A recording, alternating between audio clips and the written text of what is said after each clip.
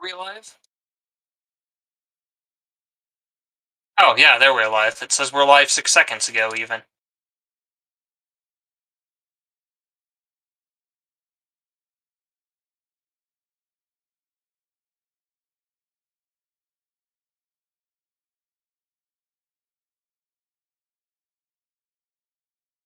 And also, I think your audio is not getting picked up on YouTube. Okay. Is weird.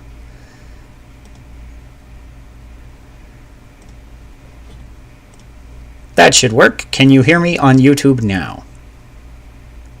Yeah, I can hear you on YouTube now. Hooray! I'm so wonderful at fixing things that I totally screwed up somehow. Every now and this just happens. It's just like, no, we're not going to use your microphone, and then I don't know about it. Anyways, now is the part of the show where I tweet that we are live so that people can actually come watch us.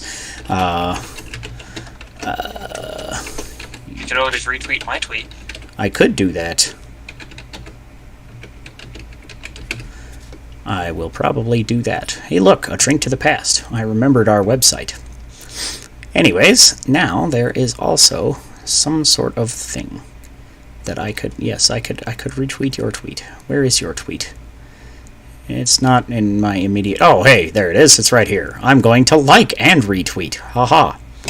There, now it's retweet. And, yes. Okay, now that we've done we got all that out of the way, the start of the stream shenanigans, we apologize for whatever technical difficulties just happened, but usually this is the first 5 seconds, which is exclusive to YouTube, but now this time it's actually been a couple of minutes that's exclusive content here on YouTube, and it's just be glad you're not paying for it, because you wouldn't get your money back anyways, because I don't have any money to give you back. Although I guess if you paid me, you would. I'm not sure where I was going with this bit. Anyways, now it's time to get our theme song ready, and then we will start the audio version. So this us talking about starting the theme song is never on the audio version. So that is for those of you wondering what stupid bullshit I'm talking about when I say exclusive content. That's it, and now it's done. Ready, Chris? Got your theme song instrument? Got my theme song instrument. Alright, 3, 2, 1, go. Hello, Internet. My name is Spamoman, as always, your host of Drink to the Past, the only podcast that was once a world record holder in beers eaten. I misspelled world when I was typing out the ubiquitous opening monologue, so it says world. I feel like that as my integrity as a streamer requires that I be honest with the audience. Is that how that works? Am I a podcaster or a streamer? Oh, technically. You are streaming a podcast. Yeah. Somehow that's how that works. Anyways, be sure to hit that subscribe button and ring the notification bell so you get notified every Friday when we go live, except for the last 2 Fridays and maybe some of the other future Fridays, because I have shit going on all this month, and it's making podcasting hard on Fridays because it is hard to podcast when you are broken down on the side of the road in Idaho. But speaking of road trips, I did get a new road trip hat, so you probably can't really see much of that, but this is from Beechcrest Brewery, which is the brewery I went to after my buddy got married in Oregon, which is part of why I was on a road trip. And then, for Sean Drinks Something Stupid this week, I have my cool Yellowstone mug that I bought in Yellowstone. It has a moose. And I decided that I should create some sort of Yellowstone adjacent cocktail, and I really had no idea what to do. This is a coffee mug, so I had some extra coffee from this morning, and I figured, oh, that'll work, certainly. And then I thought, what do I have that is yellow and goes in a drink? And the answer was apparently instant lemonade powder. And then I decided it should be on the rocks, because Yellowstone, get it? Ha ha! And then, of course, it needed to be boozy, too. So I was like, as long as I'm putting lemonade powder in coffee, why don't I just find the booze that goes the least with whatever stupid shit I just made? So it's got some coconut rum in it. coconut and lemonade powder. That actually doesn't sound like those two things at least don't sound like a terrible. And then you put it in coffee and put some ice in it, and all bets are off. It's an abomination. That's why we call it Sean Drinks Something Stupid. So. Yeah, I am curious to see how that ends up tasting. Huh. It's like lemonade first and then the coffee, which is weird because I expect to like get them both at the same time because they're in the same drink, but it's like one and then the other. It's like the lemonade kind of fades into coffee. I don't taste the coconut rum at all. Maybe I didn't put enough in. I don't know.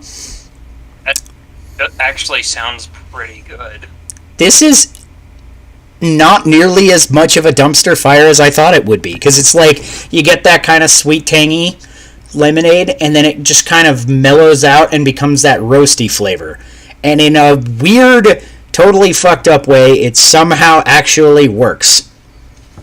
This is like the first cocktail in a long time that I would like say this is not a totally shit cocktail. It's a weird ass cocktail, but it's not totally shit. Very refreshing. Anyways, now that we've gone through Sean Drinks Something Stupid, shall we get into the other things we do on the podcast? I mean, of course we shall, because, you know, I'm the guy who runs the podcast, and that's what we're doing. What beer you drinking this week, Chris? Got your trusty go-to? A vanilla porter from Breckenridge Brewery. All right. They're not awful, but I feel like since Breckenridge was bought out by Anheuser-Busch, their stuff is like kind of more watered down than I want it to be. It just tastes like cheaper. It's not a bad beer though. But it just tastes like a cheap version of a vanilla porter. It kind of does.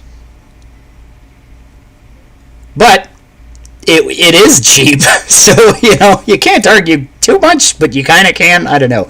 It's like, would I rather have the quality, or would I rather pay more for the beer? Usually the quality for me, but there is a time and place where I really like cheap beer. I mean, beer is kind of one of the pleasures in life. It's like, why would you cheap out on something you're drinking for the enjoyment? True. Yeah, I've got not Guinness, but it's in my Guinness glass because it comes in 16-ounce cans. This here stout, which is called Cow in a Coal Mine, which has this hilarious picture of a cow in a coal mining helmet. And that is why I bought it.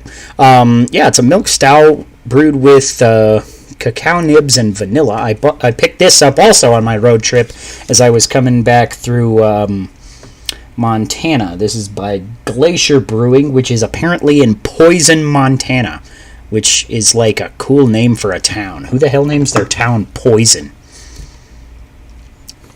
That is a cool name for a town. This one's for you, Poison Montana-ins. Montana-nites?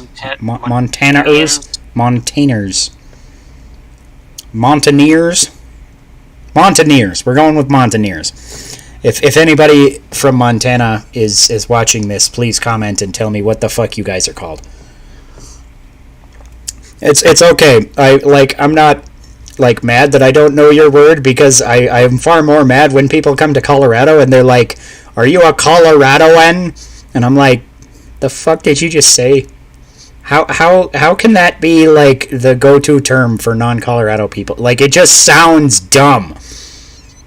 Like, don't you just get dumber for saying Coloradoan or hearing it? Coloradian. I don't know. Coloradian. I think Coloradan is acceptable and guy from Colorado is acceptable. Those are the things. Anywho, what you playing, Chris? As long as we're on the topic of what you're playing a little bit. We aren't yet, but we could be on the topic, and you are playing something, and our streaming audience might be interested to know why you are fucking the library. Why I am fucking the library? Yeah, What? because this game is called FTL, which stands for Fuck the Library, as we have gone over, right? Oh yeah, I'm playing FTL for the labor movement. I don't know. That's. I'd say team me up again, but I don't think Frosty I'm gonna honestly Titlicker. do. Yeah, Frosty Titlicker. There you go. So Faster Than Light. Fungal is- toe lice. Gross. Faster Than Light is a roguelike game. I picked this up several years ago, back when I was still in college, but still remains fun. It's basically as if you were piloting a starship with different people assigned to different systems, except for you're playing with the Empire this time, and the rebels are actually the evil ones, and you're trying to race ahead and warn the rest of the Empire of the oncoming rebel fleet.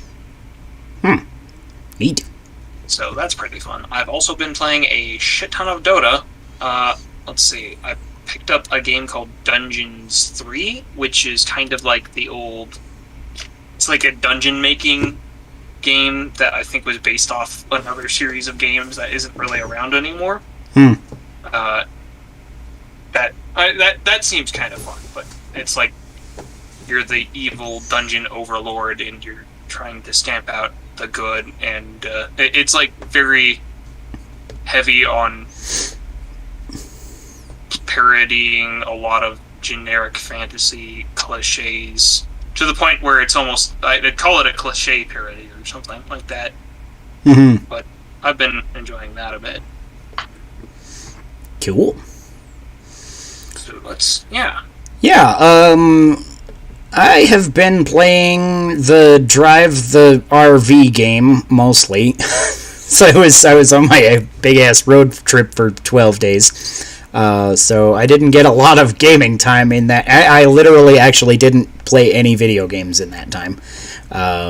But before and after the trip, I've been playing a little bit of Spider-Man Miles Morales, now that I'm done with Final Fantasy VII Intergrade, which will also come up later in our video game topic, which is an interesting thing. So if you're interested in more Final Fantasy VII discussion, that'll come up. But yeah, I finished the Yuffie DLC. That was pretty cool. And then I kind of hopped into Miles Morales a little bit deeper than... Because I briefly picked it up and played a little bit of it when I first got it with my PS5, but then I kind of shifted to other games and focused Ghost of Tsushima and stuff like that. And getting back to it, it's kind of cool how it handles things differently than the original Spider-Man for PS4. Because one of the things I really thought was lacking was the collectibles in that game. Because, like, you go to the collectible and you get it, and that's kind of it. You're like, yay, found it. And in this, it kind of gives you every collectible you find. You get like a little tiny backstory of why Miles... It's all like time capsules that Miles left around the city with his friend when they were hanging out. And so you get a little bits of lore every time you find a collectible. And so that's kind of cool. It's not perfect still for collectibles. I still feel like there's not really a ton of incentive to go out and get all of them. It's like, okay, that's a neat little tidbit of lore, and I'm cool with that, but it's not like, oh, I need all of these random things that... I need to know every random thing Miles did 2 years ago for whatever reason. So it's better, but it's still not, like, a perfect collectible system. I feel like the biggest problem with both of these games is that the overworld is just kind of superfluous. It's like you don't really end up doing anything yeah, with it. which is a weird thing to say because so many people praise this game for the traversal in the overworld. Because admittedly, it is really fun to be Spider-Man and like just web swing off of stuff and like use your different web traversal techniques. It's a cool system, but at the same time, like once you've done it for like, you know, once or twice across the city, there's not it's like it doesn't feel like you're exploring at any point because you can just go over and or around any building in your way. You know, they're not really obstacles because you can just go around them or above them or whatever. So it's like after a certain amount of wow factor of ooh wee, I'm swinging around like Spider-Man. After that kind of wears off, it's just kind of like, okay, now I need to walk to the next part of the story, and it pinpoints right on the map where you need to go for the story, which is kind of a problem in open worlds sometimes. If it's literally there's one correct place to go, it's like, then why do you have the rest of the open world? Admittedly, like that's kind of what a lot of open world games do, and I'm hoping that more games will get away from that after Breath of the Wild kind of said fuck that idea, just go where the fuck you want and do what you want.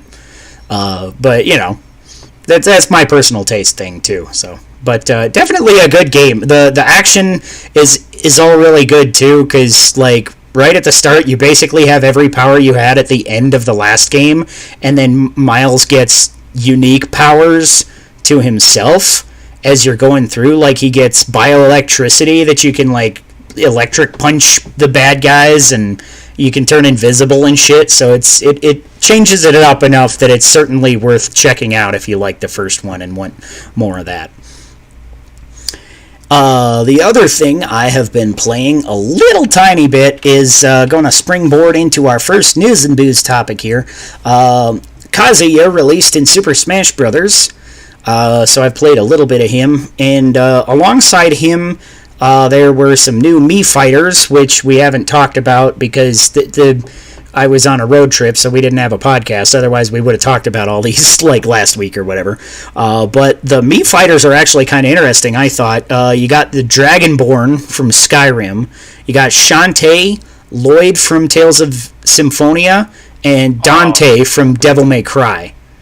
The only reason I'm sad about the Lloyd one is that means we're not going to get an actual, Lloyd. Yeah, that's what kind of stings about these. And I'm sure there's a lot of people out there that... Because Dante has been one of the, like, guys that people have been clamoring for, like, since they announced Fighter Pass 1. I've been hearing a lot of people, like, oh yeah, Dante for Smash would be really cool. So I'm sure people are bummed on that.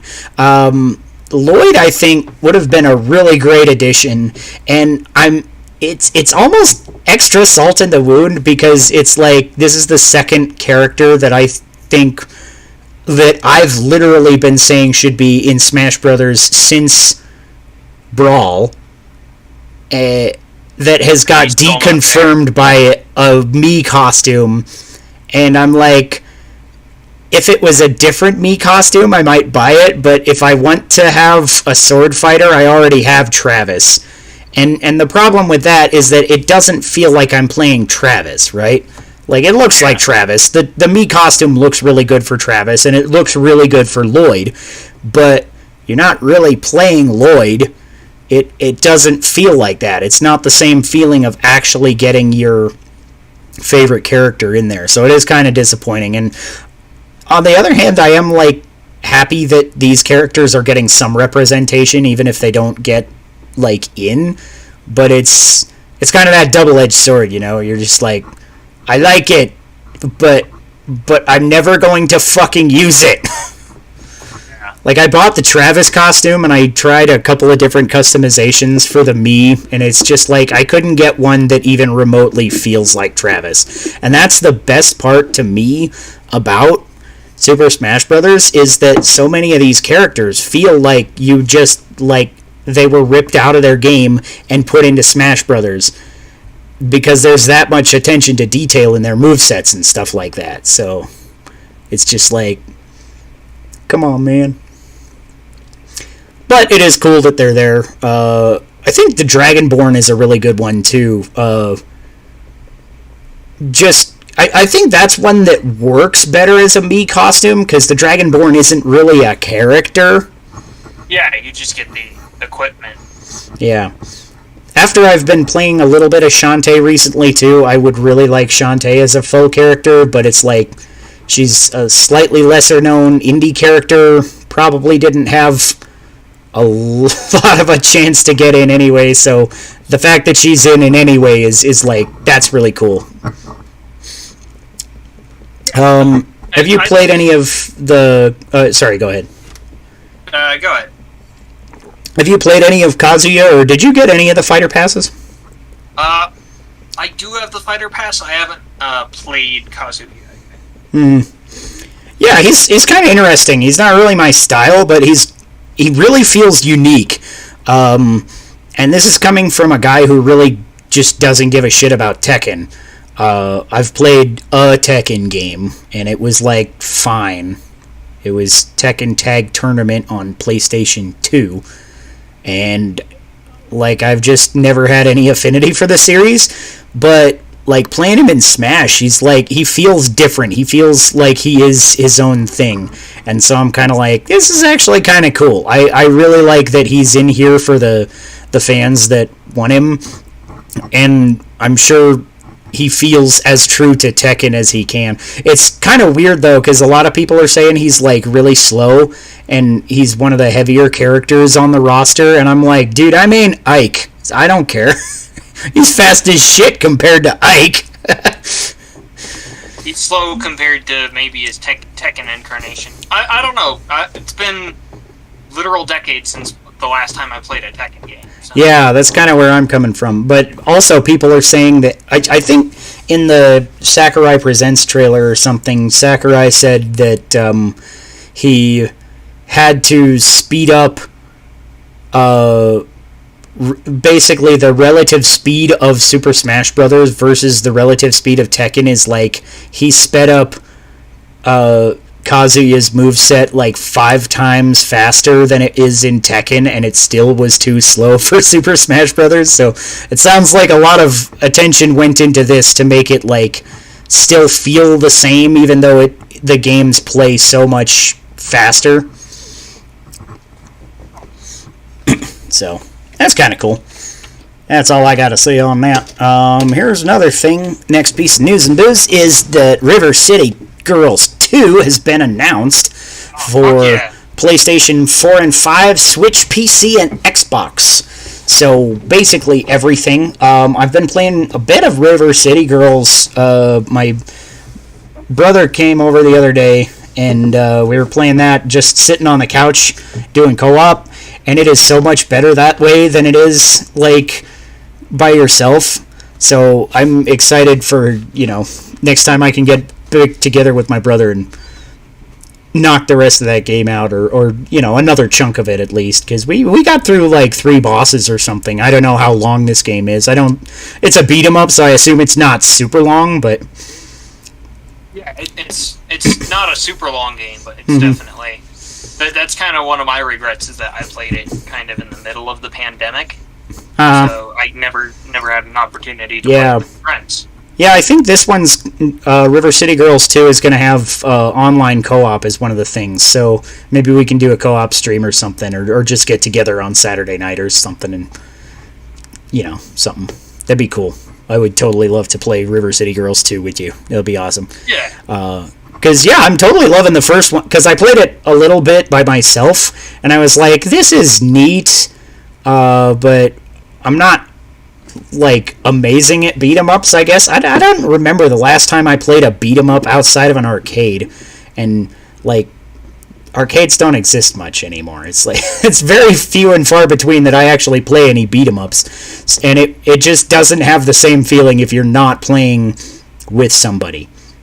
Speaking of beat-em-ups, I did also get an email that my Scott Pilgrim is going to ship soon. So, nice. Finally we can fucking play Scott Pilgrim together. That'll be great. Be able to play that together for the first time in, I think, an actual decade. Probably, because the last time I played was at your house on your PS3. Because at that time, you were the guy I knew with a PS3. Yes. because nobody bought PS3. Who the fuck buys a PS3? Right. I mean, it was actually a relatively successful system, but like nobody talks about the PS3 as much as they do. Like I feel like the PS3 sold better than the Xbox 360, but the Xbox 360 is like the one that everybody talks about more. And the Wii especially, because the Wii was like the clear, like, dominant console that generation. Sales-wise, at least. Obviously, you could, go into technical things and shit all over it, but, The Witcher Season 2 is premiering on Netflix December 17th. Have you checked out that Witcher show there? Toss a coin to your Witcher. I feel like I'd need to play the games to enjoy it. I think it does a good job of presenting itself, at least the first season does a good job of presenting itself to just whoever. Because I've only played a little bit of Witcher 3, and then I think that was after I watched the whole first season of The Witcher, and so Witcher 3 is like further in the future than the series takes place in the timeline, I think, because it seems like there's some characters I'm recognizing from the series that are like obviously in totally different scenarios than they were in the series, or in the game. But between the game and the series, they're in totally different places. So I'm like, I guess this is further forward in the timeline, is what it seems. And then I started to read one of the first Witcher book. And that was like beat for beat identical to the Witcher show. So it seems to be taking a lot actually after the books rather than the games, from what I can tell. Although, I haven't played Witcher 1 or 2, and I've kind of barely touched 3. But I'm excited for this. It's a really well-produced show. Well-produced is a kind of a weird way to put it. Well scripted, directed, and acted show. Let's say that, because it's some of the production values are like weirdly dissonant. Like some of the costumes are like, oh my god, that looks so good, and some of them are like, did you just ask the actors to bring their own like Renaissance Festival costume? Very variable production quality. Yeah, it's kind of like that, which is, it's not. I didn't mind it as much as some people, but it's a thing that, depending on who you ask, some people are just like really upset by the costume work in that show. Here's something I am super fucking hyped for. Ghost of Tsushima Director's Cut is announced for PlayStation 4 and PlayStation 5. It's an enhanced version of the game. It's got a new DLC area, upgraded animations, and PlayStation 5 exclusive features, including haptic feedback and adaptive triggers, as well as additional display modes. So it's got different things that, whether you want to target 4K or you want to target 60 FPS, it sounds like you can customize that a little better.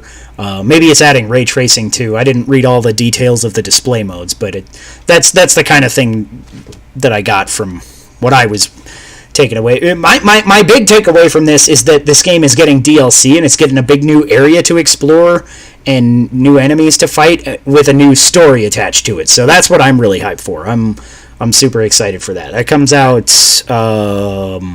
August sometime, I think.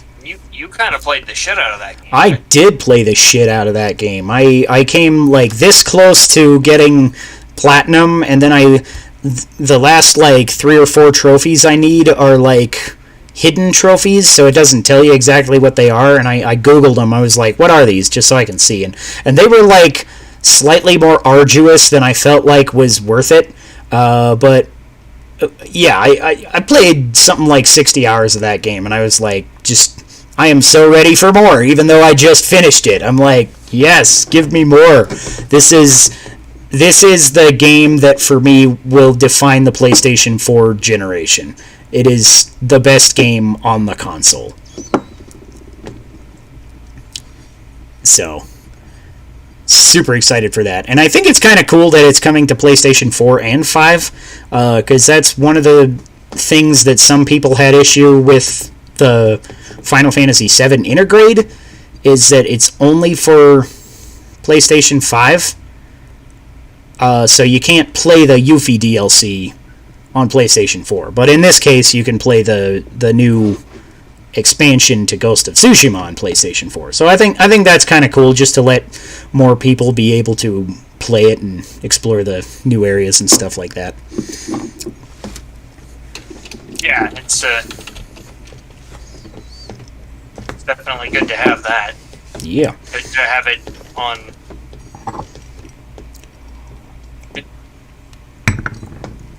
I gotta say that still hearing about the Yuffie DLC being PS5 exclusive bothers me.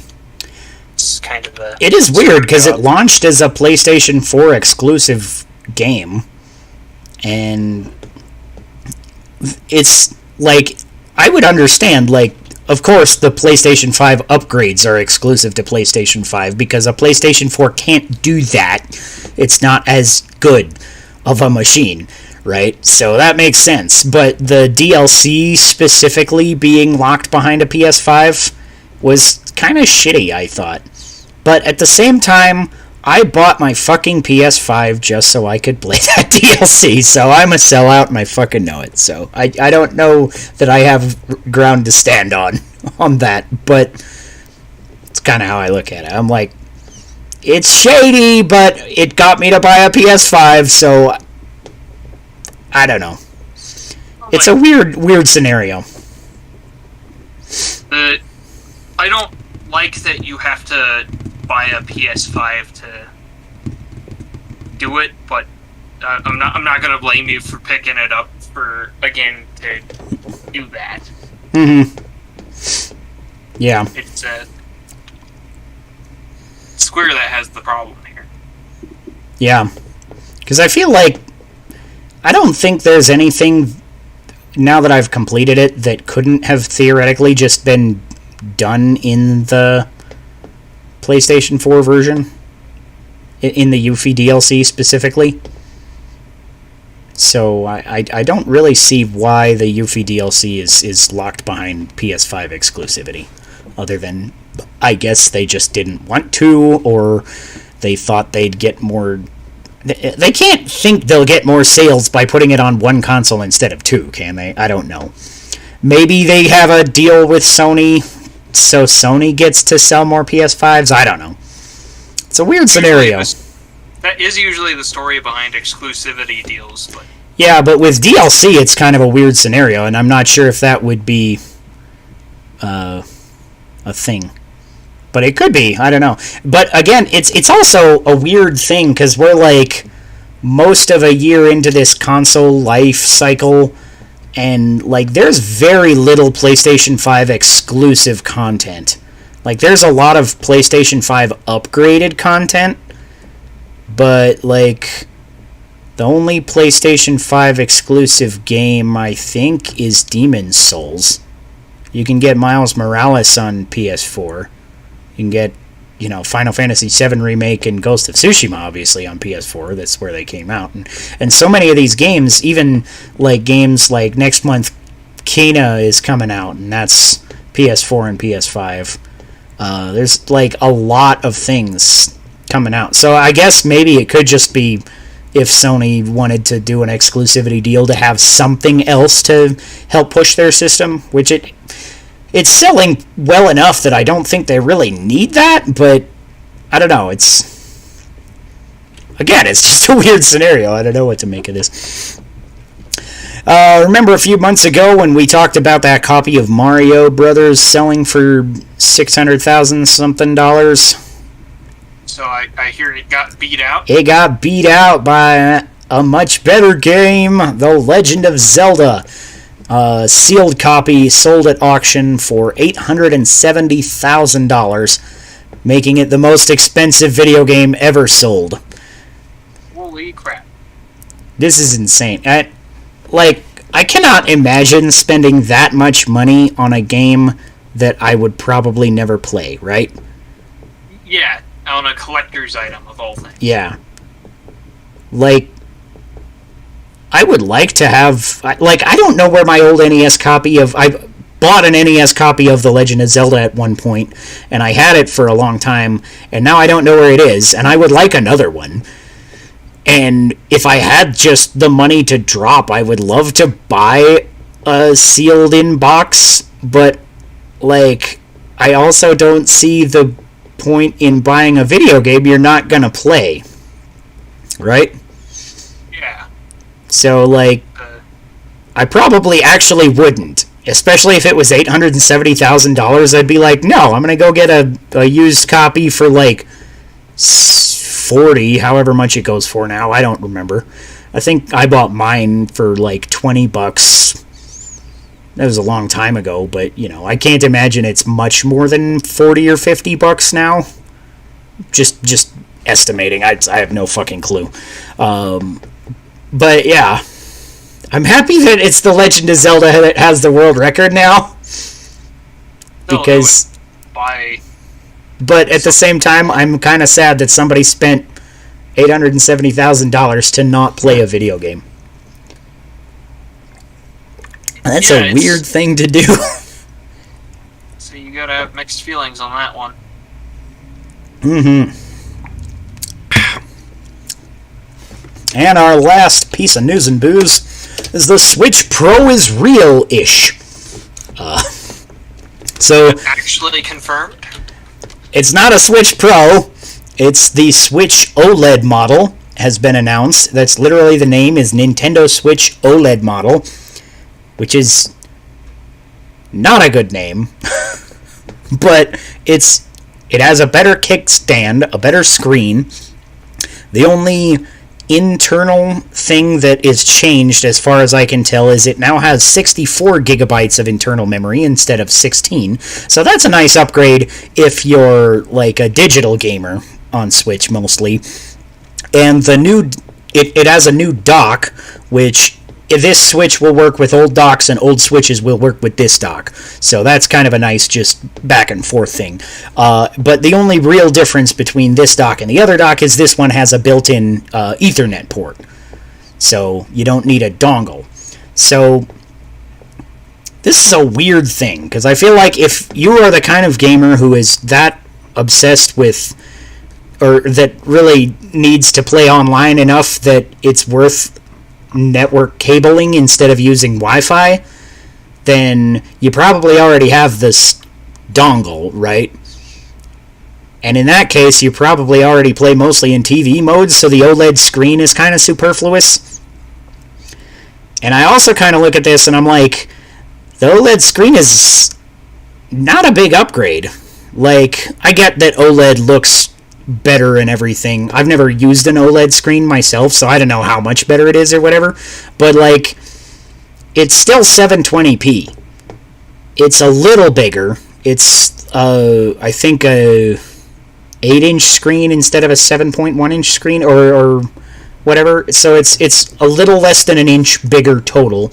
And I would like a nice bigger screen. It's basically the same form factor, and they removed some of the bezel around the edge, which I like that.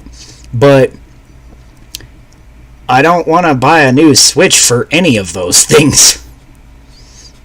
So I'm wondering who exactly this is trying to market to.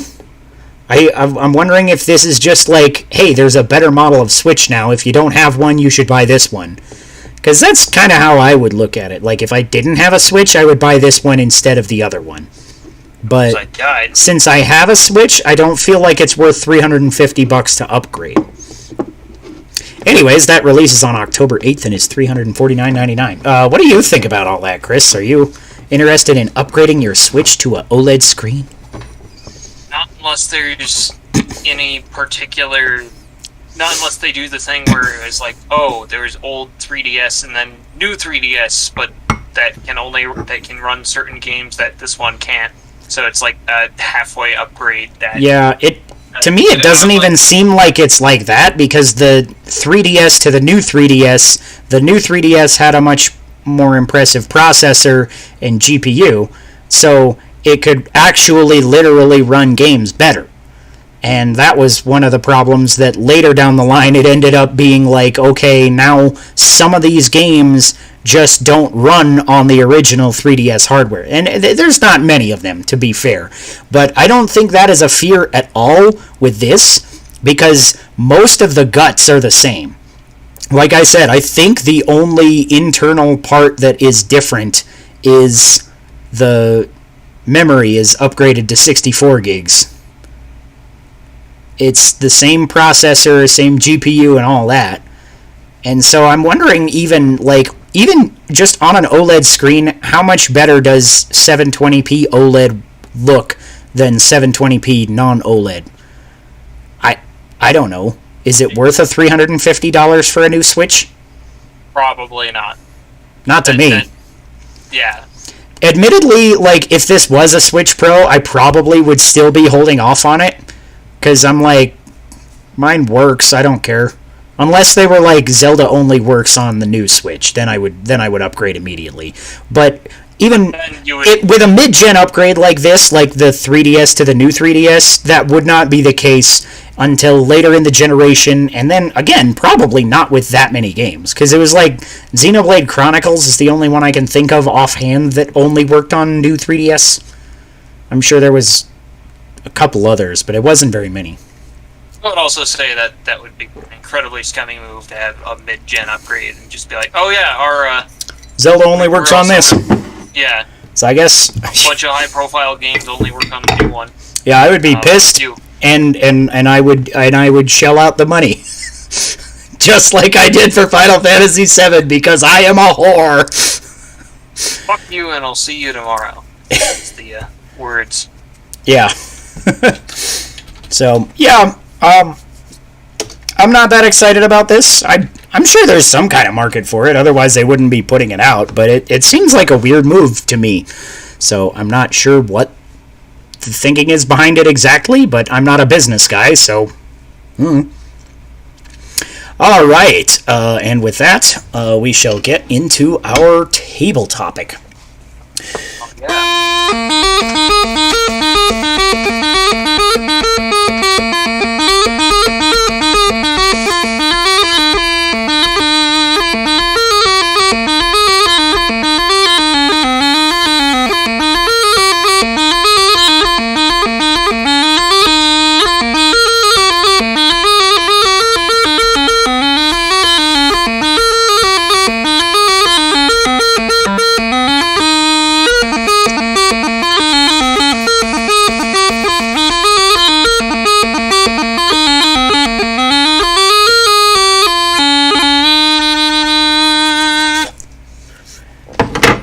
And with that, the table topic now is splitting the party. Yay or nay? I kind of want to ask this from the perspective of a dungeon master / game master as well as a player. So, what do you think about this, Chris? I'm of two minds about this. One as a player, one as a game master. Mm-hmm. As a player, splitting the party usually means, let everybody has less time, actually playing. Mm-hmm. If that makes sense? Mm-hmm.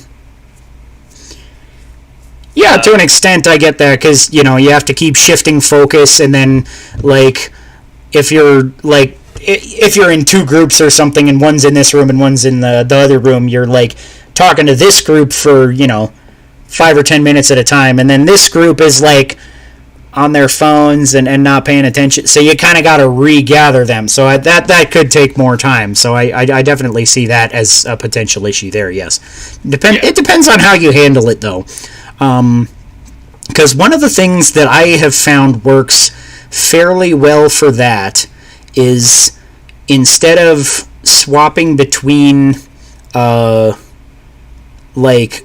I'm going to do all of the stuff for this group and then all of the stuff for this group, what I do is I actually have players roll initiative, and then I just, give every player a turn in the initiative to do some stuff. And it's not okay, I'm literally making you have your exact actions as you would as though it were combat. I'm just in a general sense, what are you doing? Where are you going? Which part of this are you exploring? What are you going to do? And I'll give them a small amount of time, and then I'll move on to the next player. And I think that kind of flows okay, because then you're kind of jumping back and forth between the two groups a little bit here and there, but it's still in an initiative order that everybody can pay attention to. So I think that engages players better than like going back and forth group to group. So that is something that has been successful for me in the past, generally.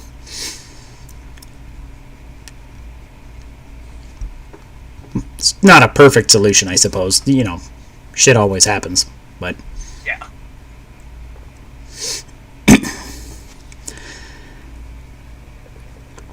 Ooh, this is bad. you're focusing hard on your ship exploding there in the dark pixelated abyss. Yeah. Indeed. Stream quality is not as good as I would hope it would be. At least on Not the... quite ideal. Yeah. It got all, like, choppy and pixeled up, so we apologize for our cheap-ass setup. We don't apologize much, but, you know. As a player, I think splitting the party sometimes leads to interesting misadventures and kind of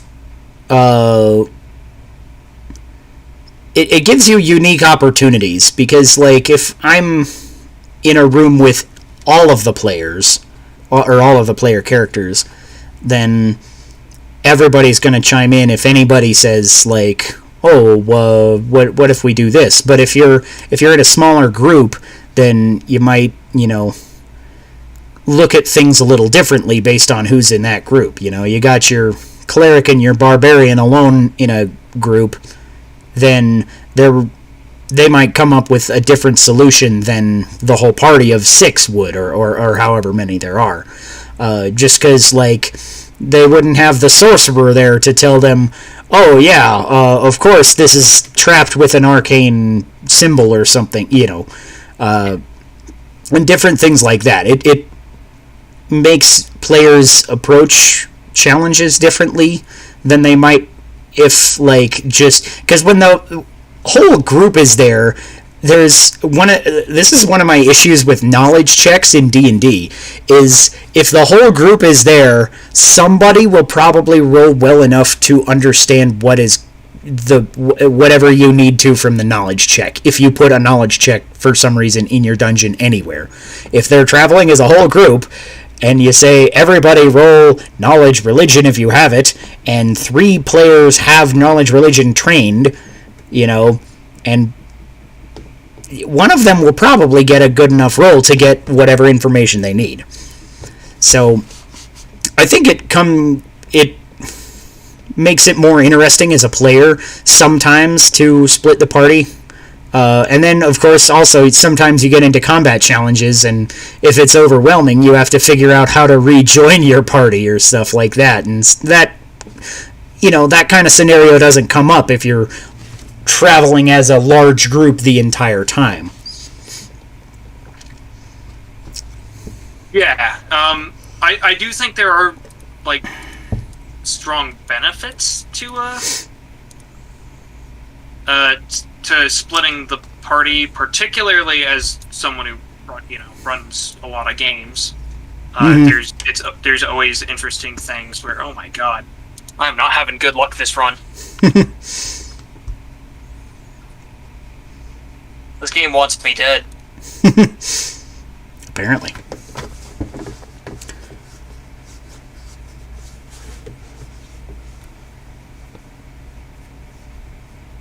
It's apparently much more difficult to concentrate than you thought it was going to be. When all this shit's going on, yeah, I think the game is over for me. I think I've died here. Nice. Well, I'll throw in a beer review to give you some leeway, because this... we got to drink to your death. But this Cow in a Coal Mine is a surprising winner. I like this pretty damn well. This was also my side-of-the-road beer when my RV blew a tire. And I was sitting there waiting for AAA for fuck ever. and I had a 4-pack of beer because I had just gone to just a random convenience store that I bought this beer at right before we blew a tire. So yeah, cow in a coal mine. If you're close to Poison, Montana, check it out. Apparently, a lot of Montana breweries don't distribute very far, because I think the only Montana brewery I ever really see around here is Big Sky, which is a pretty big one. And I very rarely see beer from Montana in Colorado other than that. So I'm glad I got something on my trip. And that's a good stout. It's a nice, smooth mouthfeel on it. And it's got kind of a finish almost like... in a weird way, it's kind of like burnt coffee, but in a good way, if that makes sense. It's like roasty and yeah, it's a good beer.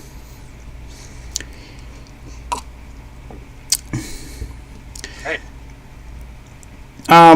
Back to our topic. As a GM, I don't ever try to split the party. I just assume they're going to be together through most of it, and then every now and then you wander off on your own. Which ends up being the problem most of the time if the party is split. But yeah, I'm not the kind of DM that's oh yeah, I'm going to make the party split. Every now and then I'll throw in something that might split the party. I built a Zelda-themed dungeon one time that you played in this, and you remember I put in the Wallmasters. Yeah. And that tripped everybody up for a little while because I don't think you had any kind of telepathic communication or anything, so you had no idea where the Wallmasters had taken them. But I made this instead of having it in the actual Zelda games where it'll just dump you at the start of the dungeon, I actually would roll dice to see what room in the dungeon they would drop you. So you could be in any random place, and sometimes depending on how it rolled, I think you could actually get to a place where you were stuck until another one of the player characters solved the puzzle on the floor above you. And that was something I was afraid of, if I totally got all of you with the Wallmasters and put you on the next floor down, then it might have caused a game-breaking glitch where nobody could get through anymore. And then I would have had an interesting time figuring out how the hell I would deal with that. But it didn't happen that way, so I was all right. I will say, as a DM, when I'm running the game, I definitely have a lot of fun watching the interactions happen when the party is split, or when one or two people are split off from the main group. But but as a player, it's not that I don't enjoy the split off stuff, but I feel that the big risk is still the same thing I mentioned at the start there, which is that people are just not playing the game. They get bored. They do something else, and they lose focus. Right? Yeah. So, yeah, there's not much you can do about that. Like I said, if you put it in initiative order and make sure turns don't take too long until the next person, then it can help. But, depending on your group, that might just, not work as well. I don't know. It might not work for everybody, and it might not work for every situation either.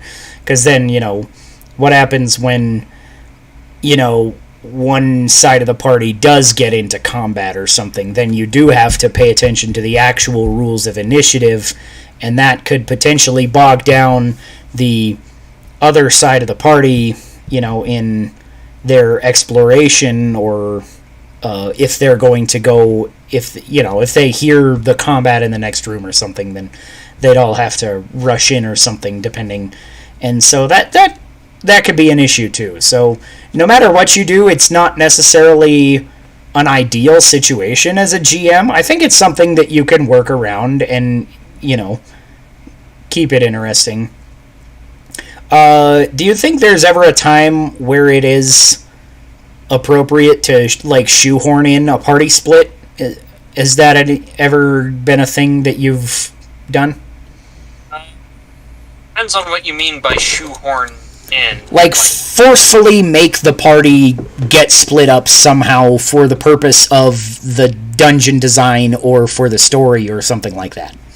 I almost wanted to say no, and then I remembered that I'm actually doing that all the time whenever, like, our party, the party in my Sunday games is, like, wandering off. Mm-hmm.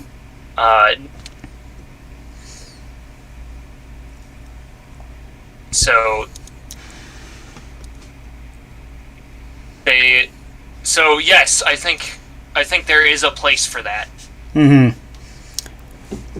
I've never actually done it, but I feel like if you designed a dungeon around that idea mechanically, I think you could make a really unique dungeon, as long as, again, you retained focus somehow. That would be the challenge there, of course. But I think there's a lot of potential for, like, maybe some kind of two-sided dungeon where part of the party's on this side and part of the party's on this side, and they have to, you know, solve different puzzles to go down deeper into the underground chambers or something, or up into the mage tower, whatever the fuck it is. But I think there's a lot of potential now that I've never really thought about this actually, but I think that could make a really cool dungeon, and now I feel like I need to design such a dungeon at some point that involves the party being split on purpose. Yeah. It does sound like a cool dungeon. Let's see. So yeah, in my games, it's been happening more organically, where one party member, or like a couple party members, wander into an area of the dungeon where it's not easy to like communicate what's going on to them. Right. And then I like pull them aside and say, "Hey, here's what's happening to you." But those usually last. When that happens, that usually takes like less than 5 minutes to resolve. Mm-hmm. And then I go back and I say, "All right, you don't know what happened to this guy. What do you do?" Mm-hmm.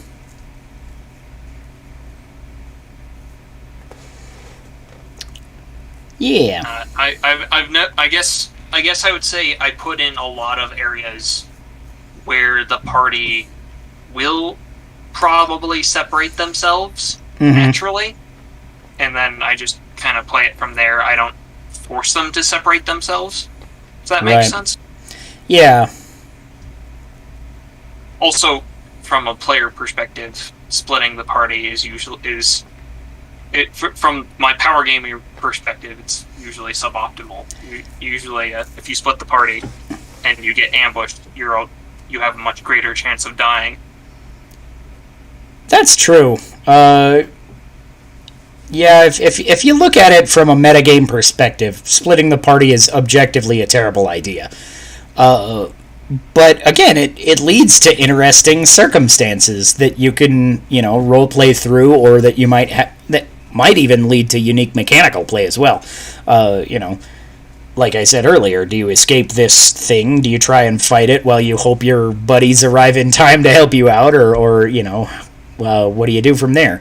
Which that might force you into different kinds of terrain than you usually use, because you might, if you're evacuating through a hallway, you're fighting in a hallway now instead of in a big open room. That changes it up, because I feel like rarely in tabletop games do you fight in a hallway. Comes up every now and then, but most of the time it's like you get into the room and that's where the bad guys are, so you fight them in the room because there's not enough room to fight them in the hallway. Another interesting thing that I've just thought about is talking about hallways. Something I have as a problem every now and then with my dungeon design, especially because I use random dungeon generating tools, at least for the map, and then I'll add in monsters around the room and stuff like that. But most of my dungeons end up having hallways that lead to these different rooms, and then sometimes it's there's too many guys stuck in the hallway, and then the melee guy in the back is I can't get through the hallway because I'm a dwarf in full plate. I don't have the movement speed to pass all of my friends in one round without like taking a run action. Stuff like that. Or then the ranger has to shoot over all of his friends and might shoot one of them in the back or something, stuff like that. And usually they figure out how to get into the room effectively soon, but then sometimes, depending on how big the room is, I've had an issue every now and then where like I have still like 2 or 3 guys just fighting in the hallway, and sometimes that's okay, and sometimes that leads to like an actual problem for me as DM, because then what should have been a theoretically interesting challenge for all of them is now skewed differently because the damage is only being dealt to the people in the room. So it's being dealt mostly to the tank and stuff, which, I mean, that's what tanks are there for. But if it's all being dealt to one player because they can't get around the corner to the warlock who's shooting them with, and then ducking back behind the, behind the wall again, sometimes that's led to challenging situations for me as a DM to be like, these guys really realistically should gang up on the tank now and kick his ass. But as a DM, I don't always feel that that's a fair thing to, like, punish the player for something I didn't think of in the dungeon design. Yeah, it is kind of a... Oh god. Wow, this encounter just fucking killed me. Nice. Sorry. It's very rare that an encounter will kill me full to dead like this. In fact, I think this is the first time this has ever happened, but the game just decided that I was having too good of a run, and now I needed to die. That's how roguelikes work sometimes, isn't it? I feel... No, I just... it just knocked out my engines and then all of my weapons so that I literally couldn't do anything. And, died. So... Because I feel like I've had a few runs in, like, Crypt of the Necrodancer where it's like, alright, I got a really great item, now I can, fight more effectively, and then I'll get, like, to the, like, through the first floor real quick, it won't be much problem, and then there'll be, like, just a shitload of the big enemies all at once, and, like, 3 guys charging me, and I'm just like, why? It's not fair. But I don't know, I don't play a ton of roguelikes. I'm going to play Hades as soon as it comes out on Game Pass, but that's not till October. I do feel like most of the time in roguelikes and roguelites, like, you're not going to just die. The randomness is there to add challenge. It's not just there to screw you over. Right. And I feel like even in this but game... But randomness still has Murphy's Law apply to it sometimes, I think. Oh, it's... Most roguelikes, you can control it so that you can have, like, a really difficult run. Like, randomness can make things significantly more difficult for you. You can get, like, no good items. You can be facing, like, some of the hardest rooms available. But it's usually not truly unwinnable, I guess is what I would say. And right. I think that's usually the case for most of these games. That was one... But with this particular encounter I just had, where it shut down my oxygen, shut down my senses, shut down my engine, shut down my weapons, all within like a span of a few seconds of each other. There was nothing I could have done to have won at that point.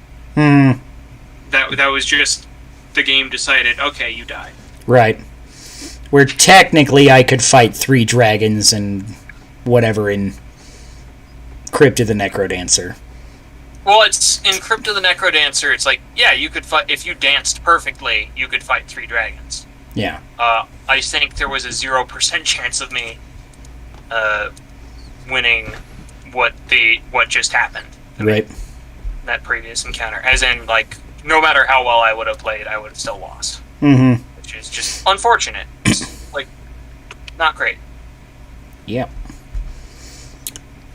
Any other thoughts on splitting the party? You gotta... I feel like the biggest thing... I like your idea with the rolling initiative and then making sure to swap between, like, the group members. Mm-hmm. I think that's a good way of going about things.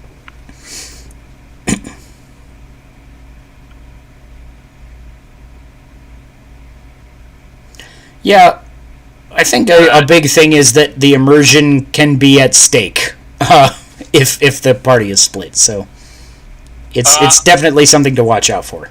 I do not. I don't agree. I feel like it can be very immersive to be like, all right, you two are stuck in a room together. You separate out the two party members. I mean, you two are stuck in this room together. I mean, the immersion is at stake, not necessarily from like that perspective, but like from if you can't keep the focus of the group is what I mean. It's as long as you're quick on the swapping around. I think it can work out. I would agree with that. Yeah, and that is how to split the party. I guess if that's your cup of tea. Yeah. I think that really is my last one now. All right. Then we shall move to our video game topic, which means more bagpipes.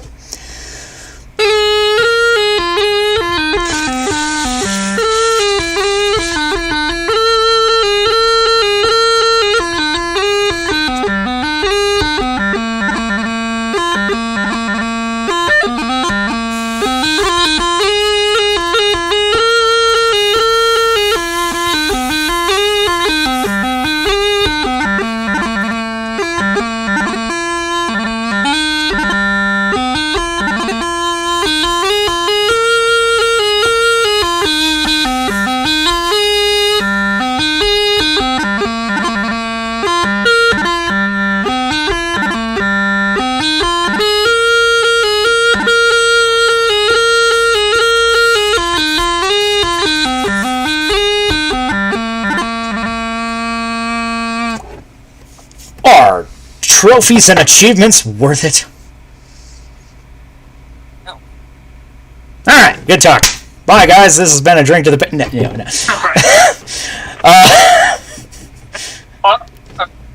They aren't personally worth it for me most of the time. I feel like achievements externalize rewards, like when that should be intrinsic. Like the joy of playing a game seems like it should be an intrinsic thing to me, to at least some extent. Obviously, everyone loves like in-game rewards and stuff. Right. It's kind of an extrinsic thing, but that's still like part of the game. But achievements are like, oh, you do this thing, we're going to tell you, oh, you achieved this thing, and I feel like that's kind of wrong. I feel like when I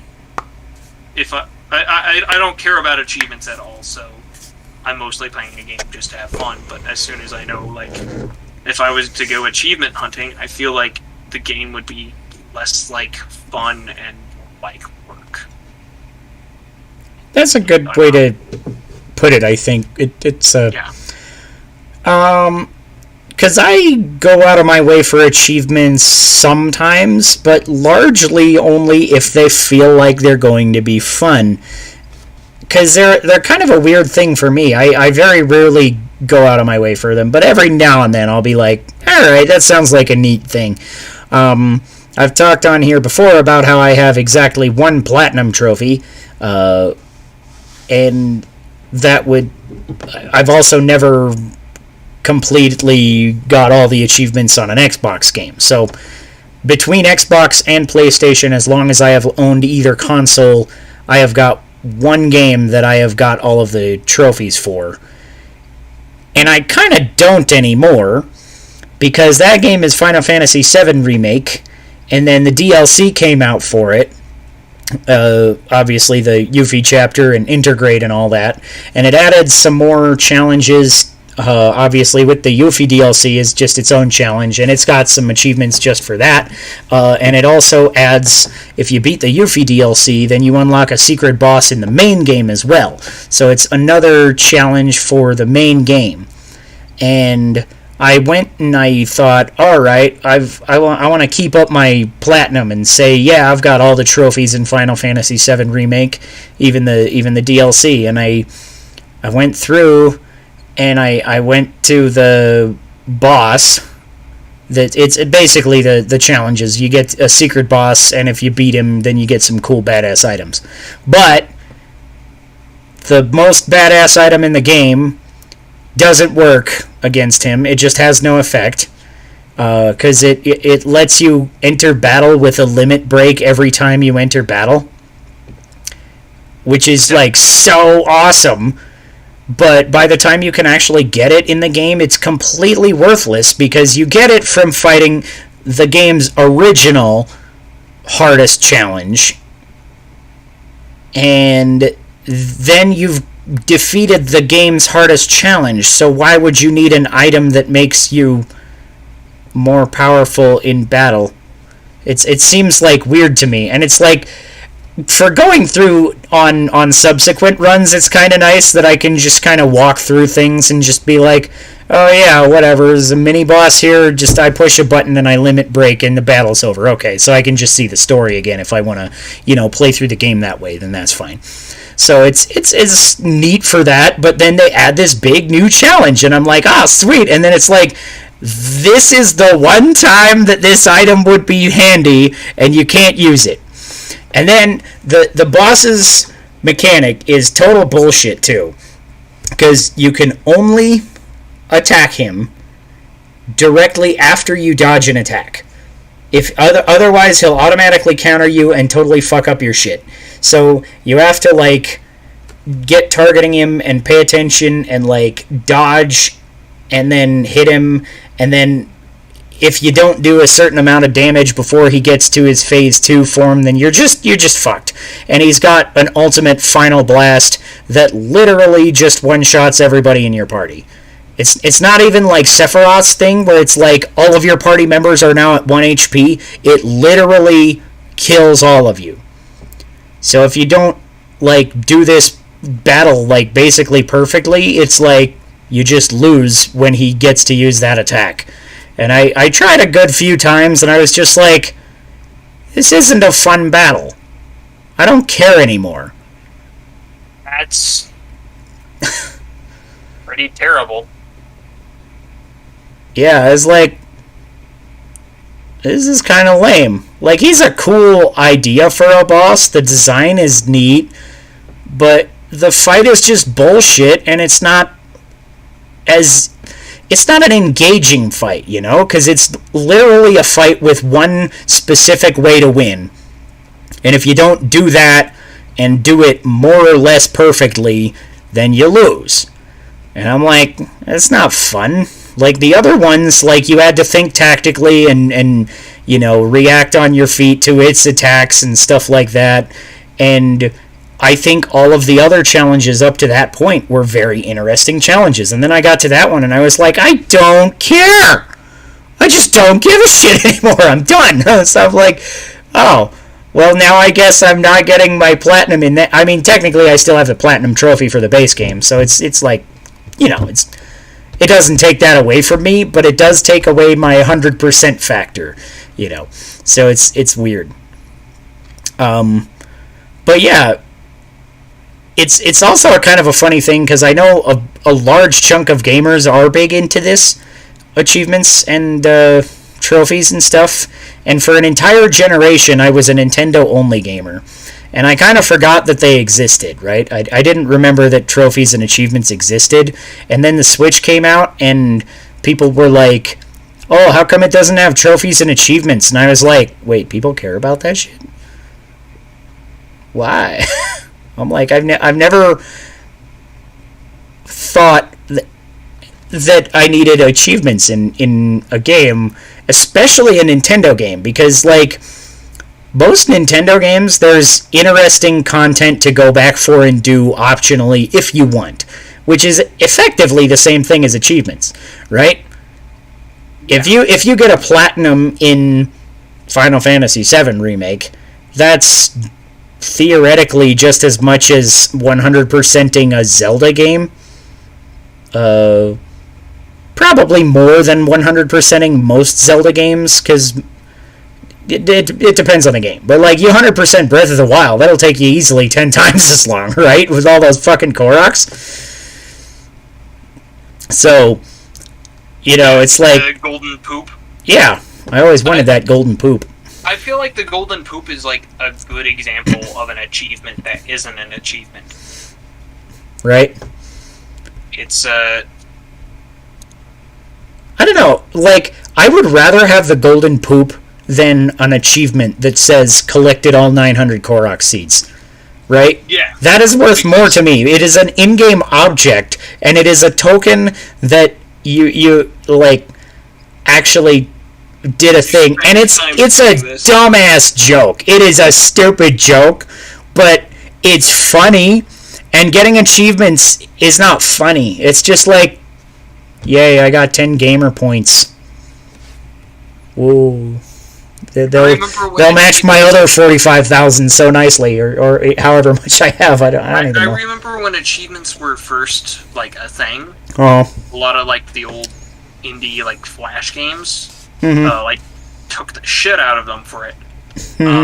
Like, oh yeah, here's an achievement for dying once. Here's an achievement for walking to the right. Here's an achievement for jumping on the trampoline. Here's an achievement for standing still and doing nothing for 30 seconds. Some games still put in weird ones like that, and a lot of games will put in, like, the first time you do blank, you know. That was a funny one. The first achievement that anybody gets in Final Fantasy VII Remake is for winning one battle, which literally, you get off the train, and there's a Shinra soldier guy, and it gives you a little tutorial pop-up that says, push square to attack. You push square, and he dies.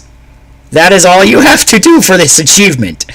And one of the fun, interesting things, I do think it's kind of interesting sometimes when you get achievements on PlayStation, or trophies on PlayStation, is that it'll tell you, like, what percentage of people that played the game got that trophy.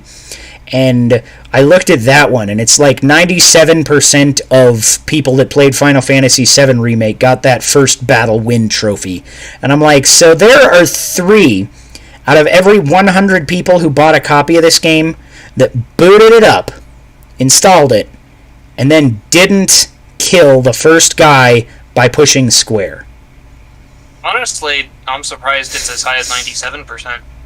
There's a lot of achievements where I look at, they're basically like, you started the game and played it for 15 minutes kinds of achievements. Uh-huh. And a lot of those are like, oh, they have like 80% completion on Steam. Yeah. So on Steam, it kind of makes more sense, because, like, Steam gets, like, crazy-ass sales and stuff.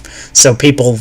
I feel like the Steam community is largely a bunch of people who just buy stuff because it's on sale and intend to maybe play it later.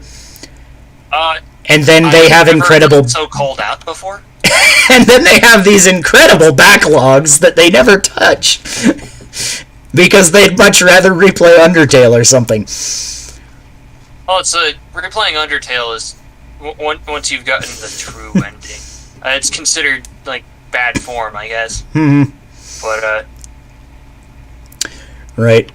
But yeah, but it's so for that reason at least, I think it's more surprising on PlayStation, where, like, especially like this early in, like, I don't think that game's got much of a price drop. I think it went on sale once for like $40, but it's still a $60 game. You know, you have to go out of your way and pay full price for that game. Yeah. So it seems odd to me that people would pay full price, install the game, which you need to put in both discs to install this game, and then boot it up, and then not kill the enemy. It's the Lizard Man's constant, is what it is.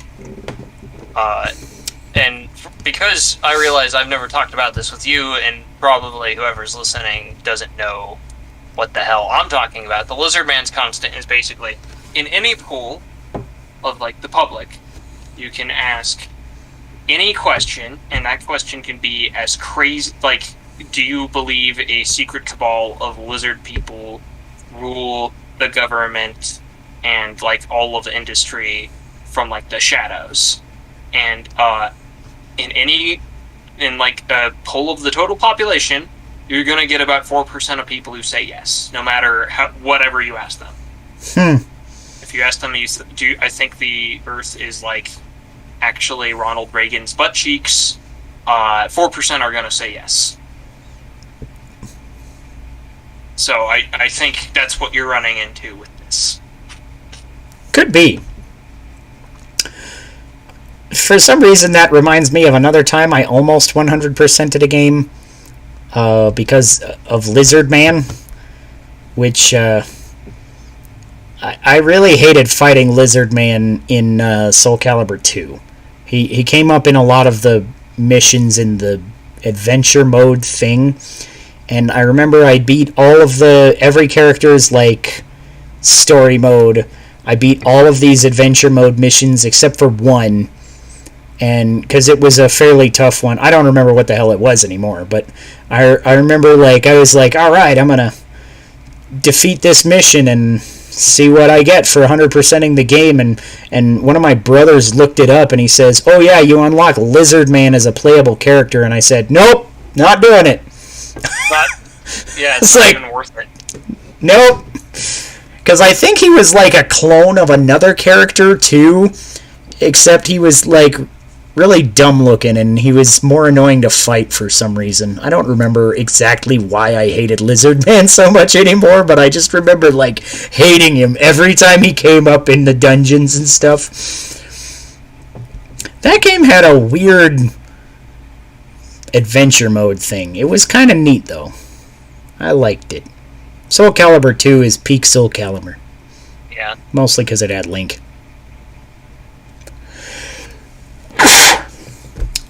It had Link and his very stupid throw. Yes.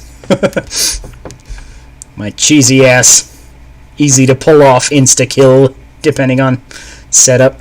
That's why I loved the dungeons as Link, because in the dungeons, when you got into those, they were all on the little tiny platform, and literally on the circle one, no matter where you stood, you could ring out your opponent just by using that throw. And on the square one, it was, like, easy to set up as well. I feel like there was a third variant of that stage, but I can't remember what it was. It was a rectangle or triangle or something. I don't remember anymore. I want to play that game. It was like a caged version that made it a lot harder. Mm-hmm. But it's not really here nor there. Yeah. Another game I've had an awkward time with achievements, like I was just saying, was Ghost of Tsushima. Because I got most of the achievements in there just by doing everything and collecting all the collectibles, because I got most of my achievements without looking up anything, just naturally going through the game. I thought it was fun enough to explore, and it gives you enough tools to find the collectibles that you don't really need to look up anything throughout the game to get almost every achievement. But on the last few, it was like you had to go to very obscure locations that are not marked on your map, that you have no good reason to know that you need to go there and do some specific thing. And I think I had found 2 of them just by wandering around the map, but I was like, now that I have to, like, look it up and go to a specific location, that kind of breaks the immersion of the game, which is one of the things that I really loved about this game, is just the immersion of exploring the world and finding all the different things. And I was like, it kind of takes you out of that to be looking back and forth at a guide the whole time. Do you ever, like, 100% games that don't have achievements, like Nintendo games or some stuff like that? I gotta think about that one. Because, let's see, I don't know if Undertale has achievements or not. I think they didn't when they had... I feel like I saw that they added achievements in an Xbox presentation or something, or a Nintendo Direct somewhere. I don't remember where I saw that, but I feel like adding achievements was a thing that they did at some point. Maybe that was when it was added to Xbox Game Pass or something. I don't remember. So I can't say I 100%ed that game because there's a path that I won't take on it, but I played that game through, like, as much as you can play that game through without doing some stuff you don't want to do. Right. Like murdering everybody like a total dickhead? Yeah.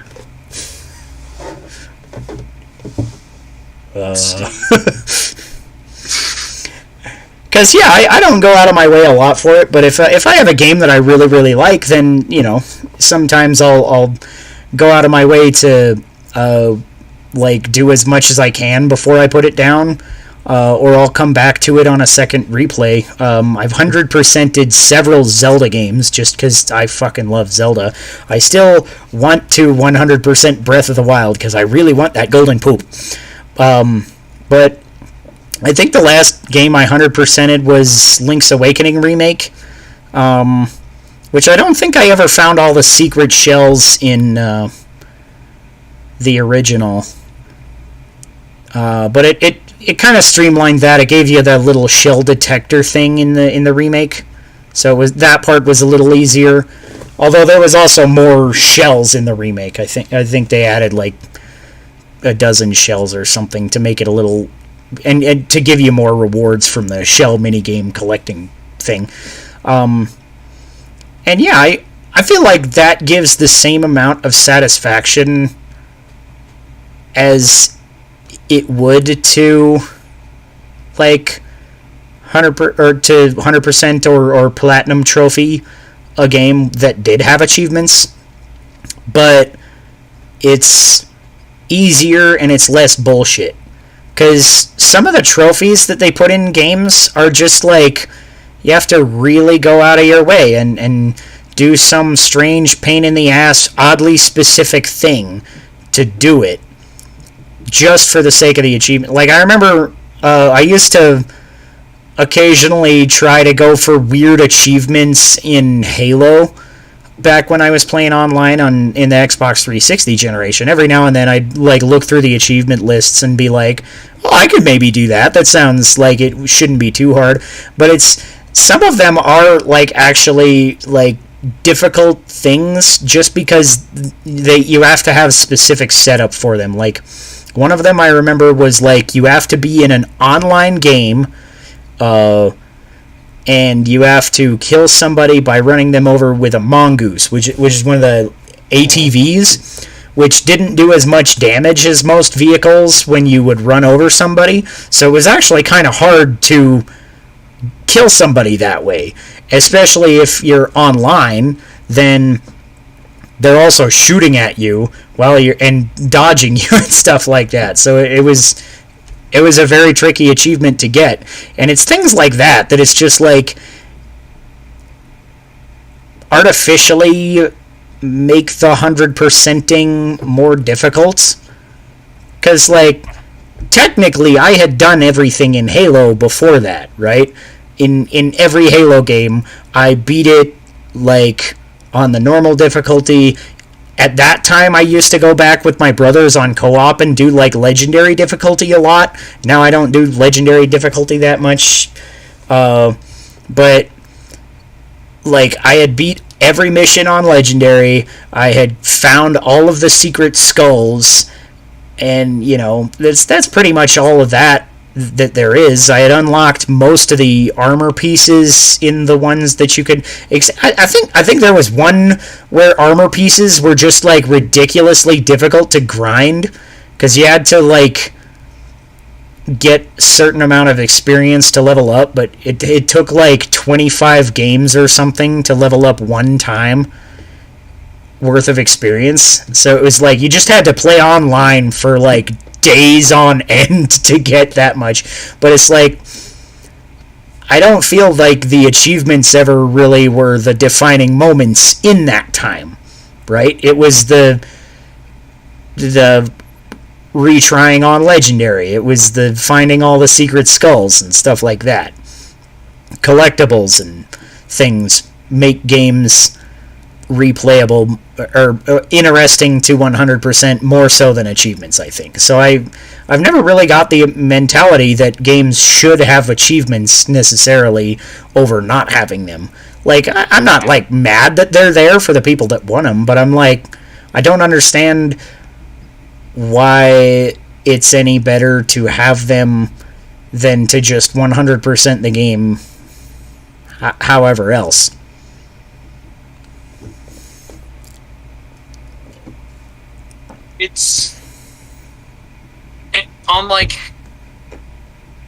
I don't know. So it's at best achievements to me are just kind of something there that's extraneous, and at worst they're just oh, do this very specific challenge to get this achievement, but you're not going to have any fun doing it. Right. Which is essentially what a lot of what you just said. Mm-hmm. It's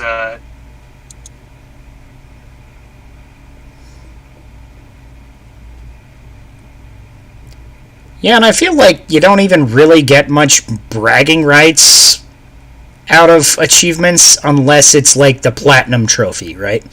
Yeah. I have all the achievements in Halo. That's cool. All right, I'll respect that. But I have most of the achievements in Halo, okay? So, it's it doesn't matter until you do all of them. So it's again, just kind of superficially adding quote-unquote content to the game. It's because it doesn't really add content. It just makes you do the same content several times in different, weird, specific ways. Yeah, it's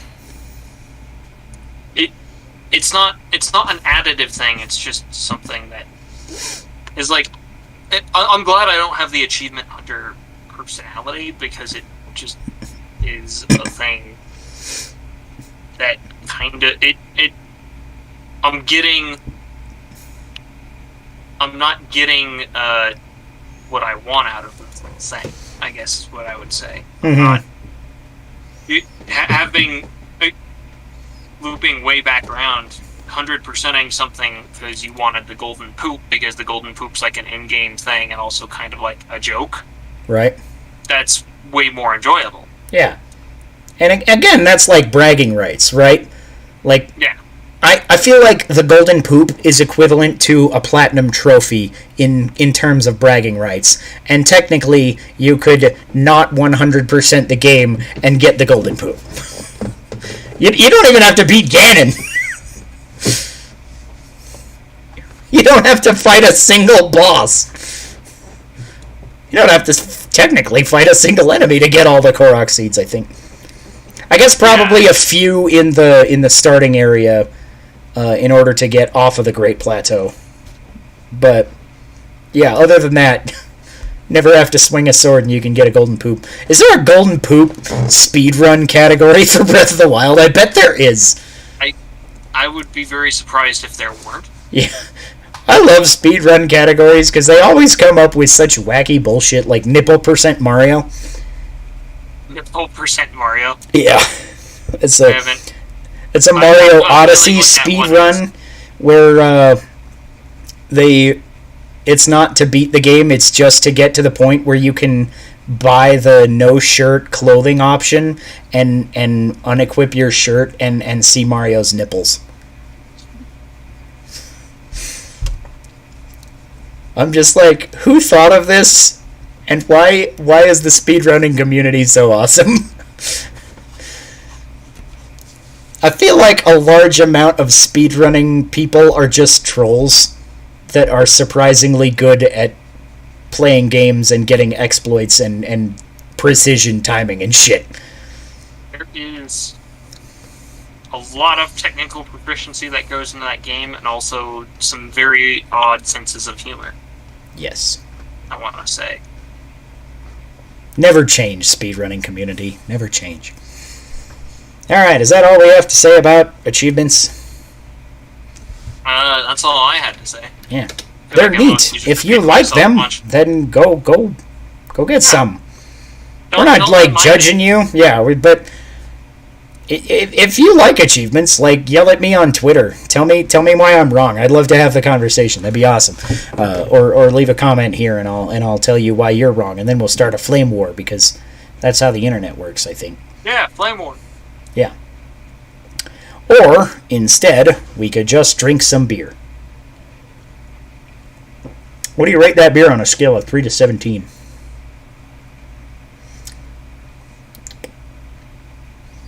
Like, 11. Above average?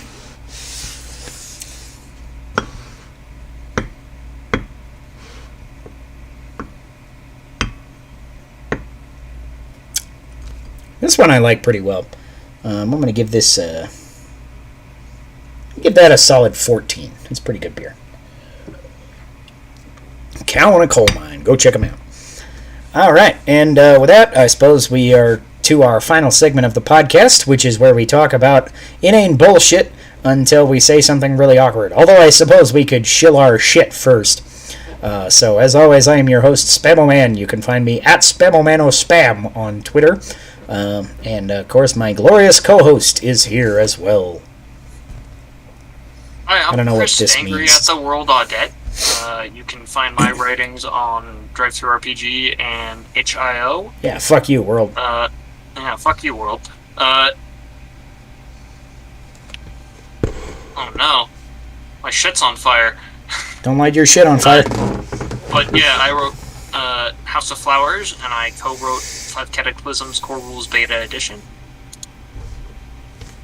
Let's see. And eventually we're going to finish that other tabletop that we're working on. Yeah. Because I actually went back to that and I did some more stuff on it. Now it's like slightly more organized. We should get around to that one of these days again. We should have like some let's have a let's play or a live actual play. That's the word. We should do that one of these days. We'll do an actual play of our system, and one of us will GM and the other one will play like 4 characters or something. Create a whole party of ridiculous superheroes Yes. that actually fit together because they were designed as a unit, as opposed to a... Or we could leave it up to the community and just have, like, random shit. So if you're watching this and listening right now, suggest literally any superpower. The first 4 tweets, you can suggest themes to me for superheroes, and the first 4 tweets, doesn't matter who it is, unless I don't like you, in which case I'm just going to ignore you. The first 4 tweets, barring people that I don't like, those are going to be the superheroes. And literally make it like cockamamie bullshit, like fucking shoots potatoes out of its nose. You can make it whatever. That is the level of weird shit that we want to design in this system. If you shoot potatoes out of your nose, what other things